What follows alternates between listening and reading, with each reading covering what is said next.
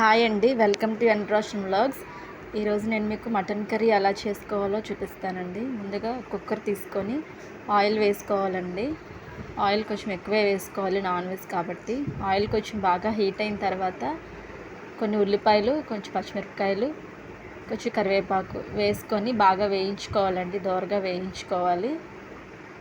అవి కొంచెం వేగిన తర్వాత అందులో మటను, శుభ్రంగా కడిగిన మటన్ అండి, ఉప్పు వేసుకొని కడుక్కుంటే బాగా కడగవచ్చు. ఆ మటన్ని వేసుకొని అందులోనే కొంచెం పసుపు, కొంచెం ఉప్పు, సరిపడినంత ఉప్పు వేసుకొని అదంతా బాగా కలిసేలాగా ఒకసారి కలుపుకొని మూత మామూలుగా పెట్టుకొని కొంచెం ఉడికించుకోవాలండి. మటన్లోని వాటర్ అంతా పైకి వస్తుంది, ఆ విధంగా ఉడికించుకోవాలండి. ఈ వాటర్ అంతా కూడా కొంచెం ఆవిరైపోయే వరకు కూడా ఉడికించుకోవాలండి. కొంచెం ఆయిల్ తేలుతుంది. ఆ టైంలో ఒక 2 టమాటాలు చిన్న ముక్కలుగా కట్ చేసుకొని వేసుకోవాలి.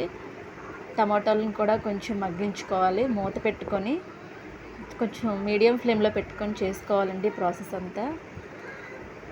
టమాటాలు కూడా కొంచెం మగ్గిన తర్వాత అందులోనే కారం, నాన్ వెజ్ కాబట్టి కొంచెం ఎక్కువ కారమే పడుతుంది. ఒక 3 టేబుల్ స్పూన్ల కారం వేసుకోవాలి. దానిలోనే జీలకర్ర, ధనియాల పొడి వేసుకోవాలి. కొంచెం ఒకసారి బాగా కలుపుకోవాలండి. కలుపుకొని మరలా ఒకసారి మూత పెట్టుకొని ఒక 2 నిమిషాలు మగ్గించుకోవాలి.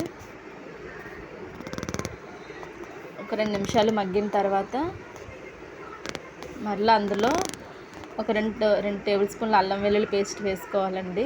అప్పటికప్పుడు ఫ్రెష్గా పట్టిన పేస్ట్ అయితే టేస్ట్ బాగుంటుంది. అది కూడా వేసుకొని ఒకసారి బాగా కలుపుకొని మరలా ఒక 2 నిమిషాలు అదంతా పట్టేలాగా చూసుకోవాలండి. తర్వాత ఒకసారి బాగా కలుపుకొని అందులో సరిపడిన నీళ్ళు, మరీ ఎక్కువ నీళ్ళు పోసుకోకూడదండి, సరిపడిన నీళ్ళు పోసుకొని కుక్కర్ పైన మూత పెట్టుకొని హై ఫ్లేమ్లో ఒక విజిల్, లో ఫ్లేమ్లో 2 విజిల్స్. మటన్ కనుక లేతగా ఉంటే లో ఫ్లేమ్లో ఒక విజిల్ అయితే సరిపోతుంది. మూత పెట్టుకొని కుక్కర్ విజిల్ పెట్టుకోవాలండి. హై ఫ్లేమ్లో 1, లో ఫ్లేమ్లో 2 వచ్చిన తర్వాత చూస్తే ఈ విధంగా ఉంటుందండి. మరలా హై ఫ్లేమ్లో మంట పెట్టుకొని కొంచెం గరం మసాలా పొడి వేసుకోవాలండి. ఇది ఇంట్లో రెడీ చేసిందే, మీకు కావాలంటే రెసిపీ చెప్తాను. గరం మసాలా పొడి కూడా వేసుకొని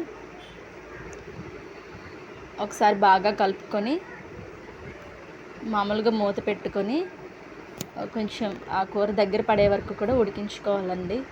అంతేనండి, ఎంతో టేస్టీగా ఉండే మటన్ కర్రీ రెడీ అండి. నా వీడియో కనుక మీకు నచ్చినట్లయితే లైక్ చేయండి, షేర్ చేయండి, కమెంట్